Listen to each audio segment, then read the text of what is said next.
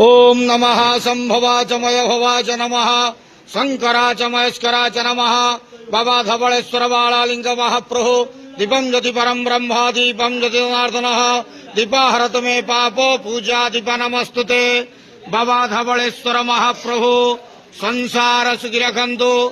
आज शुभ शनिवार रे समस्त श्रद्धालु भक्त मानक आशीर्वाद करंतु, मनस्कामना पूर्ण करंतु, कर्म क्षेत्र उन्नति करंतु, ग्रहरिष्ट खंडन करंतु, जगतर मंगल करंतु, विश्वर कल्याण करंतु, आपणकर नाम प्रकाश करंतु, सेवकर डाक श्रवण करंतु, समस्त गुआवसा भक्त मानकर मनस्कामना पूर्ण करंतु। महाप्रभु धवलेश्वराय बालालिंगाय नमो नमः। संसार सुखी रखंतु, आनंद के वार हरि बोलो। आज शुभ शनिवार रे समस्त श्रद्धालु भक्त मानक आशीर्वाद करंतु, आनंद के वार हरि बोलो।